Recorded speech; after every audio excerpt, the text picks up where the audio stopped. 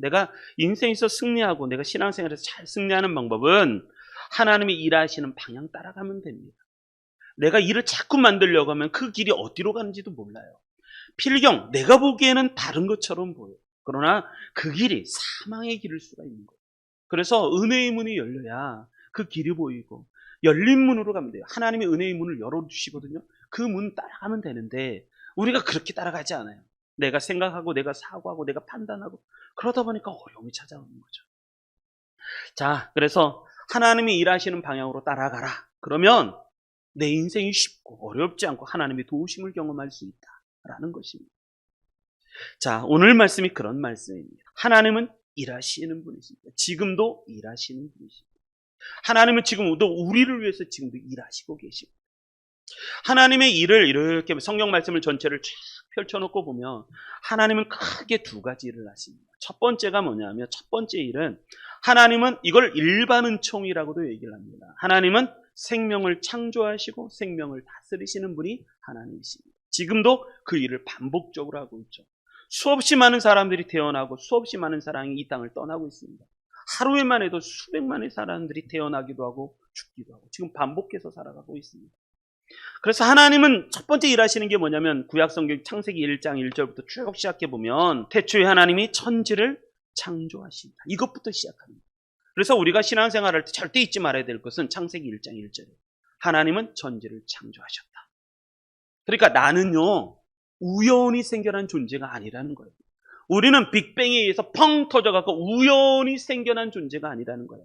하나님은 생명을 창조하시고 모든 걸 창조하시고 지금도 보존하시고 지키시고 다스리시는 분이시라는 거죠. 이것을 다윗이 이렇게 고백을 합니다. 시편 139편 13절에 보면 주께서 내 내장을 지으시고 분명히 내 건데 내가 잘 몰라요. 내 심장과 내 간과 내 안에 있는 내 거거든요. 내 안에 있거든요. 나와 함께 떠나본 적도 없어요. 내가 잘 때도 끊임없이 움직이면서 나를 존재하게 만드는 건데 이거 내가 잘 몰라요. 여러분 맥박이 뛰는 걸 여러분이 느끼십니까? 심장이 뛰는 걸 여러분 느끼십니까? 심장이 뛰는 걸 내가 느끼면요 나 위험한 거예요. 그런데 내 안에 끊임없이 움직입니다. 그것은 뭐냐면 하나님이 내 내장을 지으시고 나의 모태에서부터 나를 만드셨고 그것도 지금도 계속 그것을 운행하고 진행시키시는 겁니다. 그래서 내가 존재하는 어느 날 이 모든 것이 딱 멈추는 날이 올 거예요. 그걸 우리는 죽음이라고 말하죠. 그것도 16절에 보면 이렇게 얘기하죠. 내 형질이 이루어지기 전에 내가 만들어지기도 전에 주의 눈이 보셨다는 거예요. 나를 위하여 정한 날이 하루도 되기 전에 주의 책에 다 기록하셨다는 거예요. 그러니까 하나님은 모든 것을 만드시고 창조하시는 분이시다. 구약 성경에서 말하고 있는 굉장히 중요한 신앙관 중에 하나가 뭐냐면 하나님은 모든 것을 창조하셨다. 이것을 믿는 믿음. 이게 중요하죠.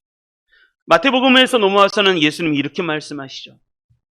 하나님은 지금도 모든 것을 비를 내리시고 그리고 모든 것을 살아가게 하시는 거예요. 그래서 지금도 이 전 세계 천지 창조를 하시고 그것을 지금 유지할 수 있겠고 하나님은 지금도 일하고 계신다라는 말씀입니다. 그런데 문제는 제가 볼 때 가장 큰 문제는 인간이에요. 인간. 그런 인간 속에 뭐가 들어왔냐면 죄가 들어왔어요. 그래서 하나님의 창조 사역에 대적하기 시작합니다. 요즘 좀 우리나라에서도 거의 한 200만 정도가 보고 있죠. 오펜하이머라는 영화입니다. 인간이 어느 정도까지 하나님께 대적할 수 있을까를 다룬 영화 이 오펜하이머라는 영화입니다. 그런데 이 메시지는 무슨 얘기냐면 핵폭탄을 만들었답니다. 인간이 핵폭탄을 만들어서 그 핵폭탄의 위기, 위험을 알리는 영화가 이 영화예요. 인간이 어느 정도까지 악해질 수 있을까? 전 세계를 파멸시킬 수 있고 지구를 파멸시킬 수 있는 게 인간이에요. 인간이 똑똑하면 똑똑할수록 더 큰 악을 저지를 수 있다. 이게 이 오펜하이머의 영화의 메시지입니다. 전 세계가 전쟁의 역사죠. 전쟁의 역사. 오펜하이머의 배경은 1차 세계대전이 끝나고 난 후에 2차 세계대전 1930년대 중반입니다. 1930년대 중반. 1차 세계대전의 사망자가 통계학적으로만 그냥 말을 하면 약 1,500만 명이 죽었다고 합니다. 그런데 더 무서운 건 2차 세계대전입니다. 2차 세계대전 때는 1차 세계는 1500만 명보다도 4배가 더 많은 숫자가 죽습니다. 공식적인 집계로는 약 5640만 명이라고 얘기를 합니다. 그러니까 우리 한국이 대한민국 사람이 5천만 명이라고 정도 얘기하는데 그냥 우리나라의 인구가 그냥 2차 세계는 다 죽었다는 얘기예요. 다 죽었다. 인간이 얼마나 악해질 수 있을까? 그것은 세계 역사를 보면 합니다. 오펜하이머가 그런 거예요. 이 전쟁을 끝내기 위해서 만든 게 뭐냐면 핵폭탄인데 그 핵폭탄이 더 큰 위기를 만들어낸다. 그 얘기입니다. 그래서 오펜하이머 영화를 보면 끊임없이 중간중간에 이게 계속 쌓여입니다.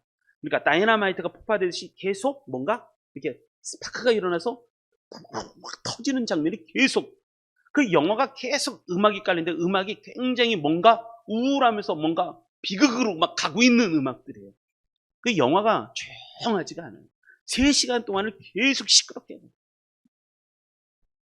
그러다가 핵폭탄이 완성이 됩니다.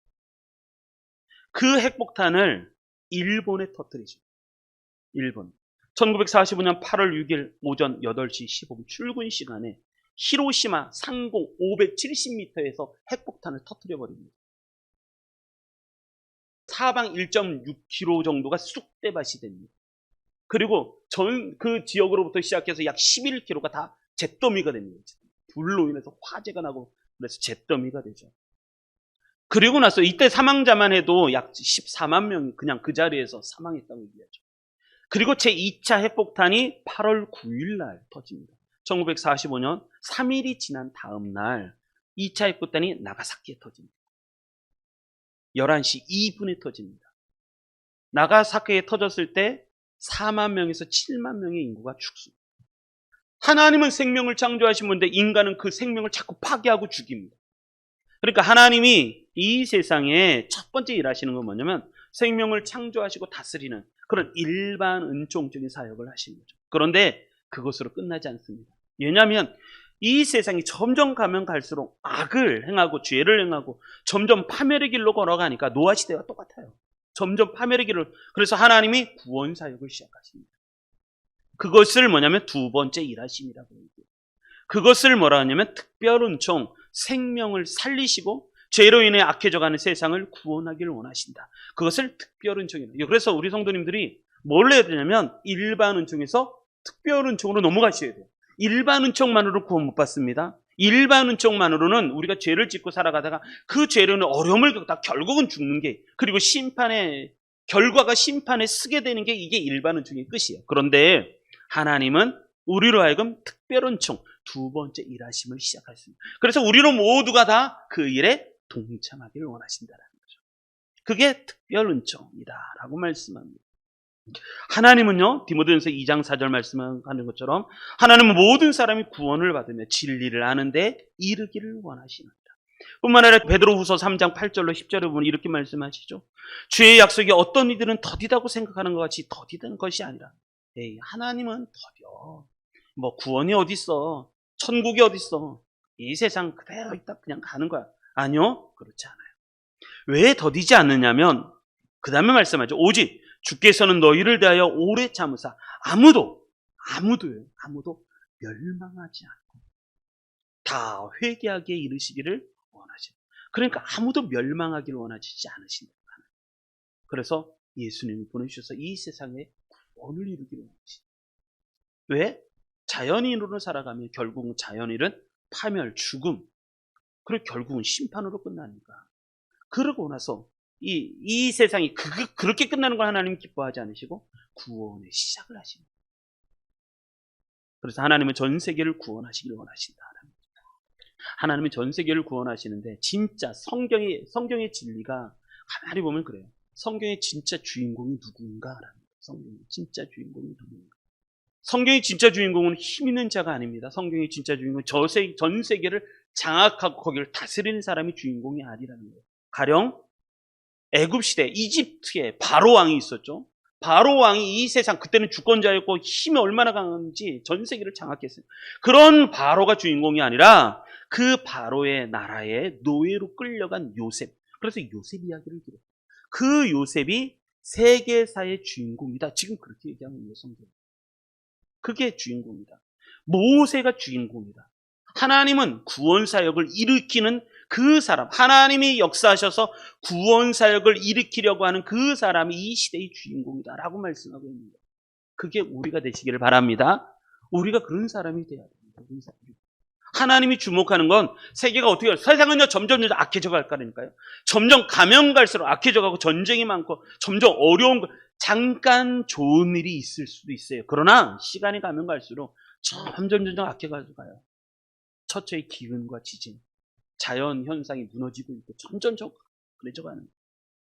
그런데 이 세상에 하나님이 보시는 역사의 주인공은 뭐냐면 생명을 구원하는 거예요. 하나님의 쓰임 받고 있는 사람, 그런 사람들이 주인공이다라고 성경은 얘기하고 있습니다. 이 죄의 문제를 넘어서서 하나님의 은혜의 문이 열려요.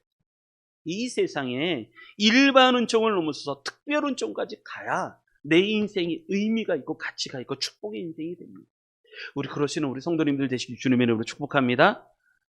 자, 오늘 말씀은 그거예요. 은혜의 문을 어떻게 열어야 될까요? 목사님, 그러면 은혜의 문은 도대체 어떻게, 특별 은총의 문은 어떻게 열어야 되나요? 9절부터 11절 같이 보겠습니다. 9절부터 11절 읽습니다. 시작. 이튿날 그들이 길을 가다가 그 성에 가까이 갔을 그때 베드로가 기도하려고 지붕에 올라가니 그 시각은 제6시더라.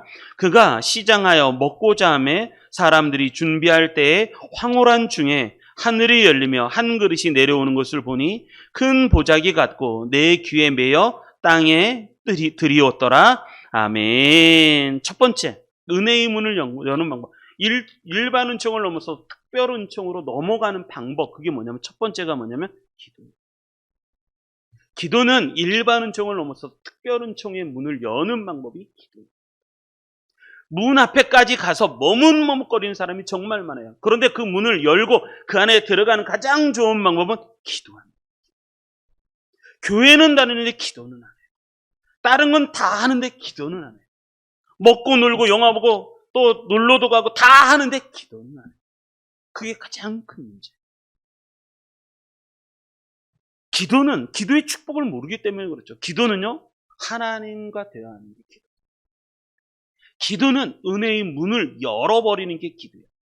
영적 세계 가운데 들어가는 게 기도예요.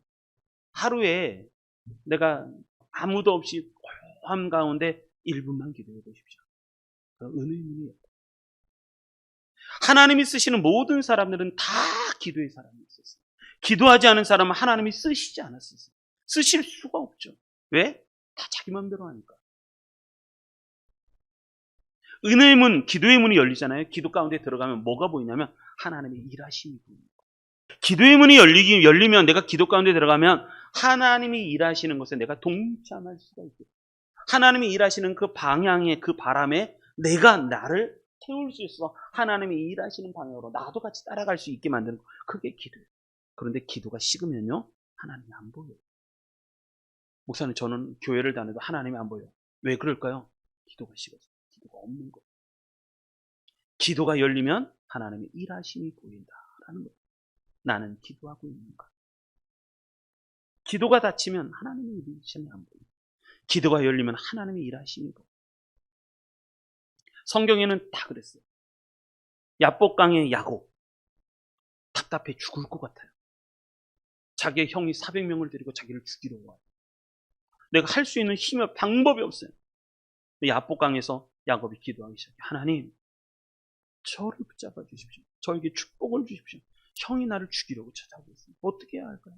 밤새서 기도하기 시작합니다. 그러다가 천사가 나타나죠. 천사와 밤새도록 씨름합니다. 날이 새기 시작합니다. 천사가 가려고 합니다. 그런데 천사를 보낼 수가 없어요. 왜? 아직 내가 축복을 못 받았거든요. 나에게 축복해 주시지 않으면 난 당신을 보낼 수가 없습니다.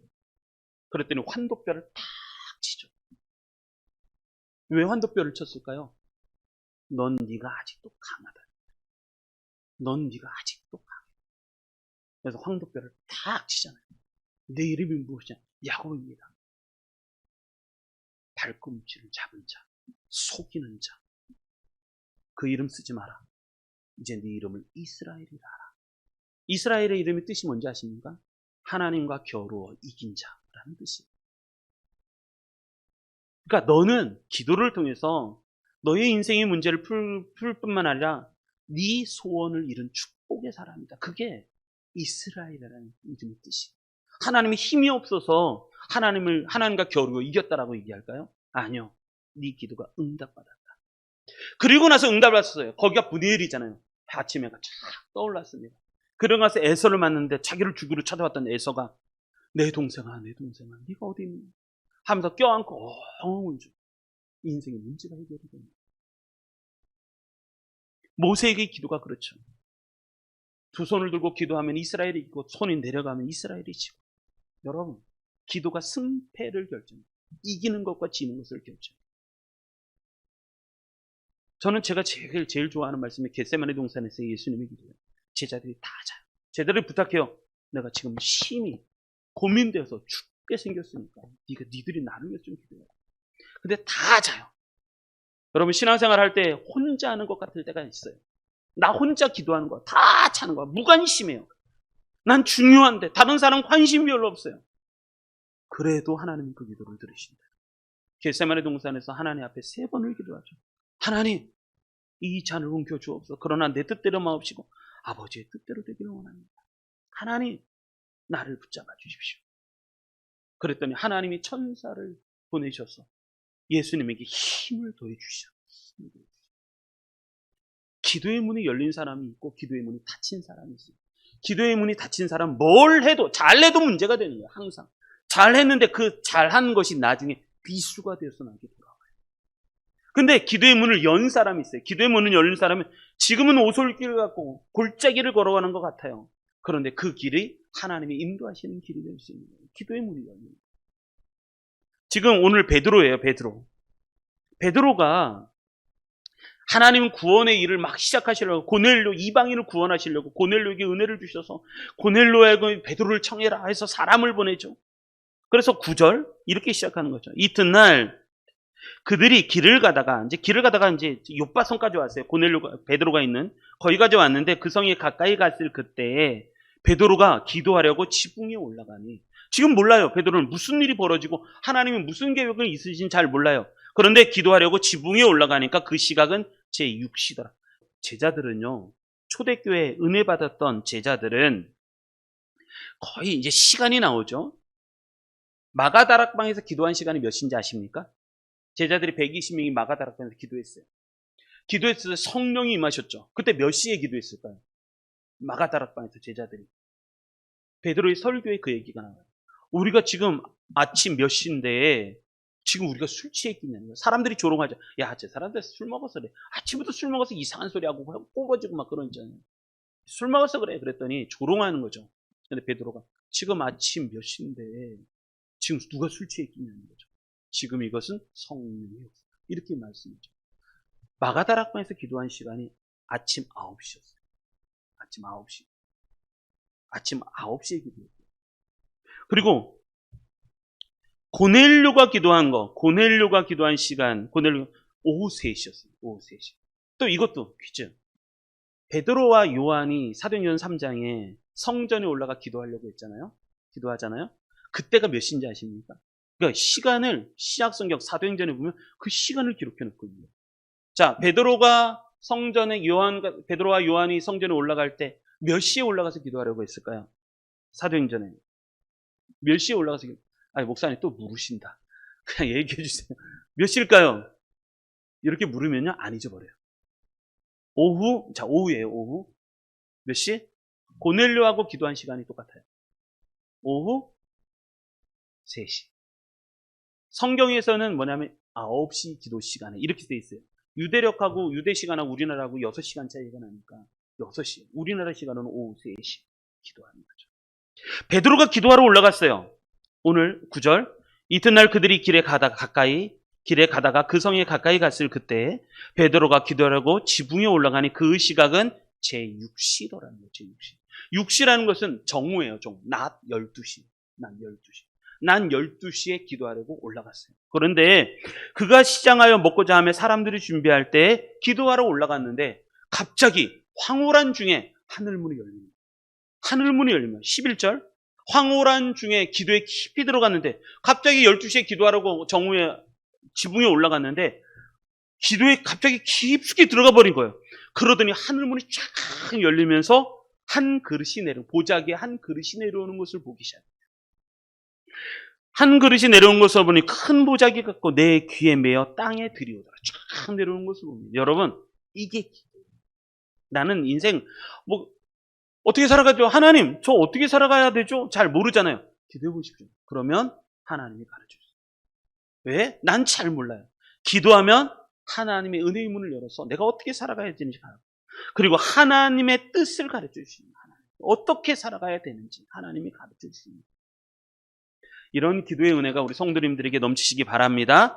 사도 바울은요, 어떻게 기도했을까요? 사도 바울은 참 진짜 사도 바울은 대단합니다. 어디 가든지 기도했어요. 감옥에 가면 감옥에서 기도하고, 풍랑이는 배 가운데 있으면 거기서 기도하고, 어느 곳에 가든지 기도하는 사람이 사도 바울. 자, 언제 어디든지 기도하시기 바랍니다. 자, 그런데 문제는 기도는 어떻게 해야 되는가?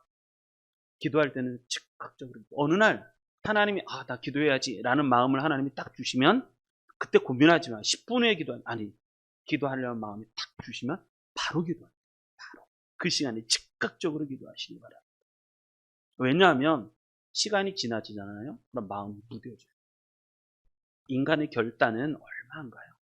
그런데 즉각적으로 순종하고 즉각적으로 기도하면 하나님의 인도하심, 일하심이 보이기 시작합니다. 그래서 기도는요, 하나님의 일에 동참하는 게 기도. 기도하면 하나님의 일을 깨닫고, 기도하면 그 하나님의 일에 나도 같이 할 수 있는 게 기도예요. 그래서 기도로 하나님의 일에 동참한 사람들은 성경이 참 많아요. 아브라함이 천사를 영접하죠. 천사를 영접해서 맛있는 그릇 기인에 있다고 합니다. 그러면서 그럴 때에 하나님의 천사들이 아브라함의 이런 얘기죠.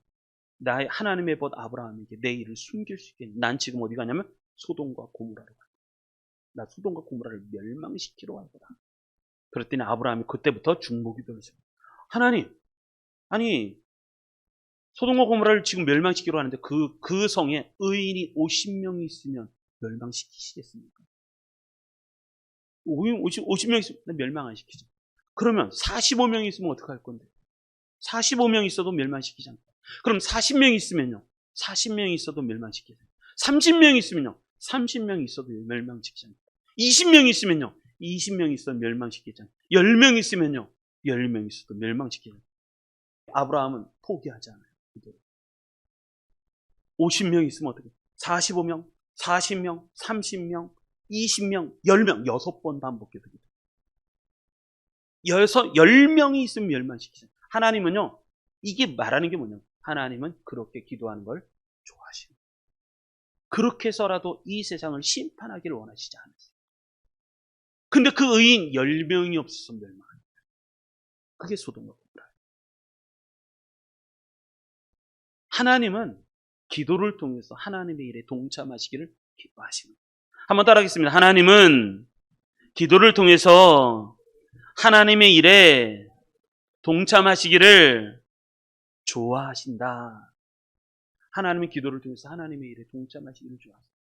그래서 은혜의 문이 열리시기를 주님의 이름으로 축복합니다. 기도를 통해서 은혜의 문이 열리시기를 바랍니다. 그리고 두 번째 11절부터 16절 읽겠습니다. 시작. 하늘이 열리며 한 그릇이 내려오는 것을 보니 큰 보자기 같고 내 귀에 메어 땅에 들이웠더라. 그 안에는 땅에 있는 각지 4발 가진 짐승과 기는 것과 공중에 나는 것들이 있더라.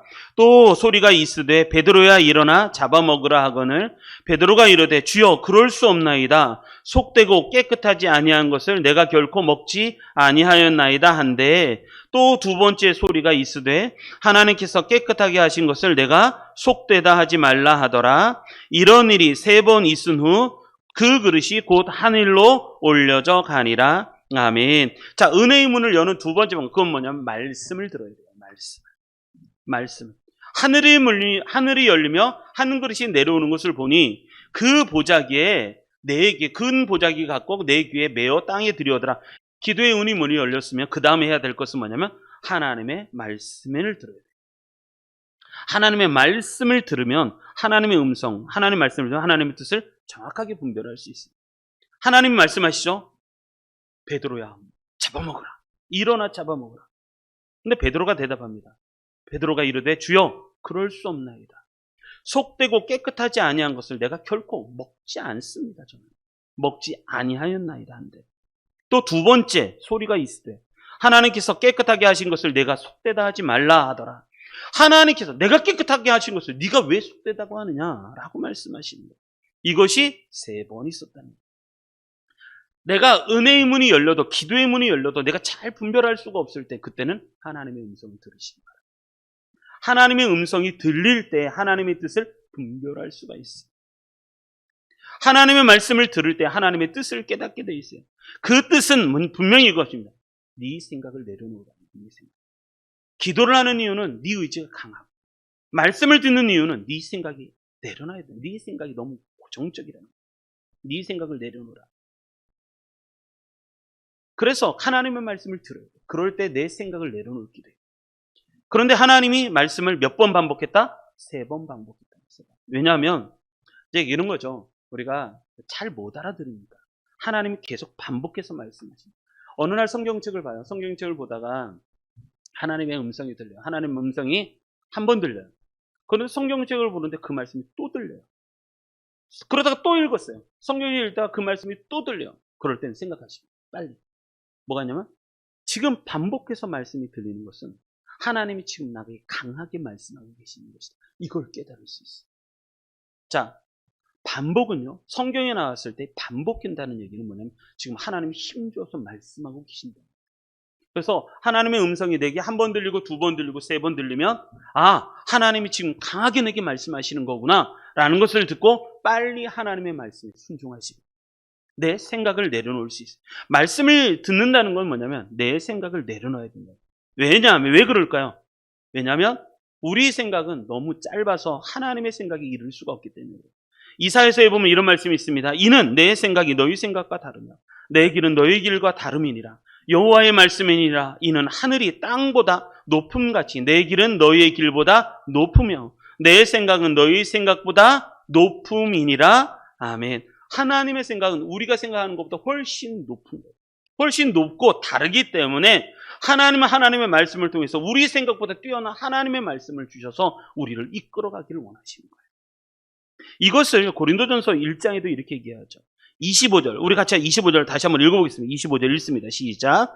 하나님의 어리석음이 사람보다 지혜롭고 하나님의 약하심이 사람보다 강하니라. 아멘. 그러면서 쭉 얘기하기를 형제들아 너희의 부르심을 보라. 육체를 따라 지혜로운 자가 많지 아니하며 능한 자가 많지 아니하며 문벌 좋은 자가 많지 아니하도다. 그러나 하나님께서 세상에 미련한 것들을 택하사 지혜 있는 자들을 부끄럽게 하려고 세상에 약한 것들을 택하사 강한 것들을 부끄럽게 하려 하시며 하나님께서 세상에 천한 것들과 멸시받는 것들과 업신여기는 것들 없는 것들을 택하사 있는 것들을 패하려 하시나니 이는 아무 육체도 하나님 앞에서 자랑하지 못하게 하려 하심이니라. 하나님은요, 하나님이 우리보다 뛰어나시고 하나님의 역사하심이 우리보다 크시다는 걸 보여서 우리가 약함을 빨리 알게 하셔서 하나님의 큰 일에 동참하기를 원하십니다.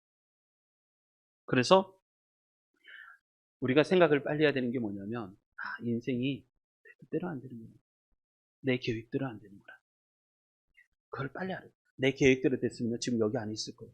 내 계획대로 됐으면 우리는 벌써 아파트 몇 채 짓고 좋은 차 타고 너무 좋은 땅 사고 그래서 아마 세계 일주 여행 다니면서 막 그랬을 거예요. 근데 인생이 내 뜻대로 안 되더라고요. 내 뜻대로 안 되고 내가 도달해 있는 이곳도 내가 원했던 것은 아니었어요.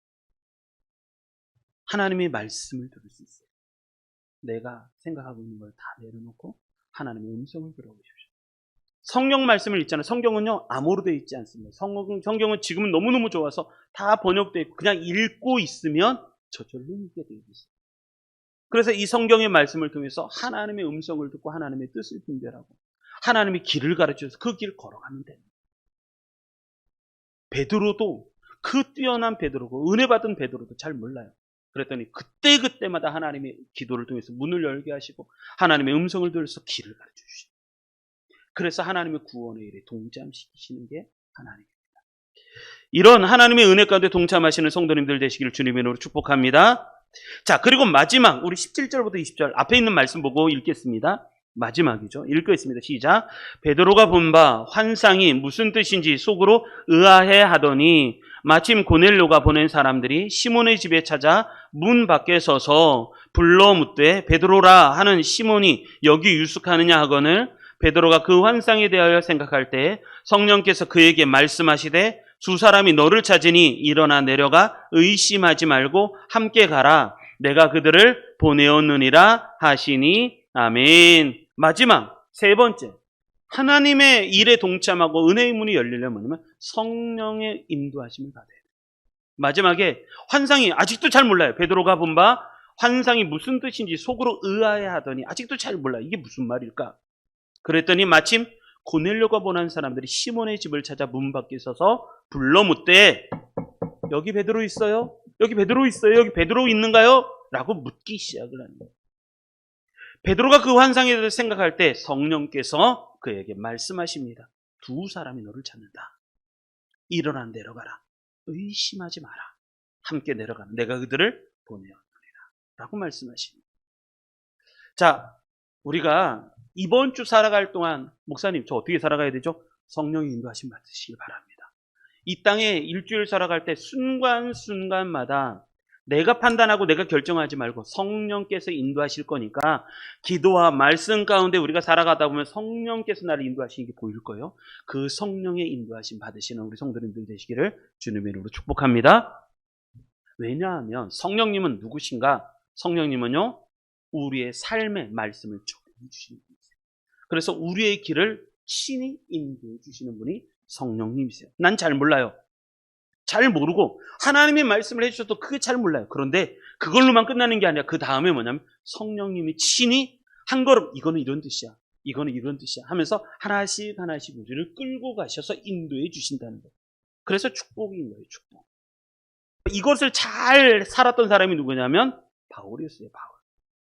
바울이 뭐라 그러냐면 이를 위하여 나도 내 속에서 능력으로 역사하시는 이의 역사를 따라 힘을 다하여 수고하노라. 내가 힘으로 내 능력으로 살아가는 게 아니라 내 속에서 뭐냐면 능력으로 역사하시는 이가 있다는 거예요. 내가 계획 짜고 내가 머리 짜고 내가 뭘 다 하는 그게 아니라 내 속에서 능력으로 역사하시는 분이 계신데 그분의 역사를 따라서 나도 그분이 역사하시는 방향으로 나도 힘을 다해서 나도 수고한다. 이게 사도 바울의 승리의 비결이었어요. 그게 은혜를 따라가는 사람, 하나님의 일하심을 따라가는 사람이 사도 바울이었어요. 예수님은 이렇게 말씀하시죠. 바람이 임의로 불매 내가 그 소리를 들어도 어디서 와서 어디로 가는지 알지 못하느냐니 성령으로 난 사람도 다 그러하니라.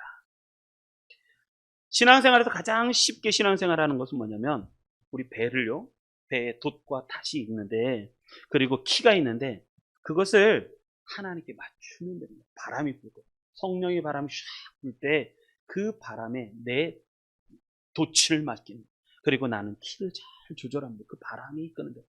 내가 죽어라 노를 저어서 내가 이 바다 건널까? 여러분 태평양 바다 건너도 못 가요. 수영을 아무리 잘해도 태평양을 건너갈 수는 없어요. 그건 우리의 힘으로 되는 게 아니에요. 우리가 하나님의 일하심이 있어요. 그 일하심에 나를 맞추면 쉬운 거예요. 그러면 인생이 어렵지 않아요. 왜 인생이 고달프냐? 내 힘으로 다 하려고 하는 거예요. 내 힘으로 안 되는 거 그냥 다 하려고 뭐 하려고. 그러니까 인생이 고달퍼요. 하나님의 이 바람이 불 거예요.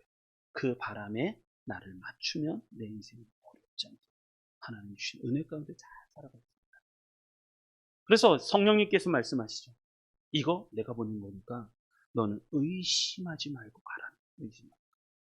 그것 때문에 일어난 역사가 뭐냐면 최초의 이방인인 고넬료와 그 가정이 예수님을 믿어요. 예루살렘과 온 유다 사마리아 넘어서서 이제 온 땅까지 복음이 전해져 가는 장면. 그게 이제 고넬료가 시작. 하나님 구원의 역사를 그렇게 이루어 가신다. 자, 말씀을 정리하겠습니다. 자, 오늘 말씀은 하나님은 어떤 분이신가? 지금도 일하시고 계신다. 하나님의 일하시면 크게 두 가지 일을 하시는데 첫째가 뭐냐면 일반은죠. 일반 사역. 생명을 창조하시고 그것을 다스리시고 보존하고 유지하시는 것. 그런데 인간은 아껴서 그 하나님의 일에 대적하는 것. 그래서 뭐냐면 사람을 죽이고 자연을 파괴하고 그래서 핵폭탄을 만들고 하나님이 만들어 오신 창조의 사역에 생명을 창조하신 그 사역에 자꾸 인간이 대적해요. 그런데 그것으로 끝나지 않아요. 이제는 구원사역을 해야 돼. 생명을 다시 살려야 돼. 그게 구원사역. 그 사역에 하나님은 우리를 동참하시기 원했어요. 그래서 일반 은총을 넘어서서 어딜로? 특별 은총으로 가야 돼요. 그래야 우리가 하나님의 은혜의 사역에 동참. 우리에게 믿음을 주신 이유는 분명해요. 나만 구원받고 나만 잘 사는 게 아니라 나를 통해서 이 하나님의 구원의 사역, 생명을 살리는 사역에 하나님이 동참하시기 원하신다. 그러려면 특별 은총으로 가는 은혜의 문이 열려야 됩니다. 은혜의 문이 열리는 방법이 세 가지죠. 첫째가 기도합니다. 기도하면 난 잘 모르지만 기도하면 하나님이 살아계신 걸 체험합니다.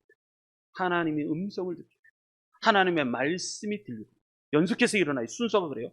기도, 말씀, 성령이에요. 기도하면 말씀이 들리고 말씀이 들리면 성령의 인도하심이 보이게 되어 있어요. 그래서 하나님의 일하심이 보이는 거예요. 그래서 그 일에 잘 동참하시는 우리 성도님들 되시길 바랍니다. 그래서 이번 9월달 시작합니다. 9월달 이제 시원한 바람이 불기 시작했어요. 시원한 바람이 불기 시작했을 때 이때 하나님의 은혜의 바람을 타셔서 이 9월달에는 더 높이 날아오르고 하나님께 쓰임받는 귀한 성도님들 되셔서 승리하시고 축복받는 우리 성도님들 되시기를 주님의 이름으로 축원합니다.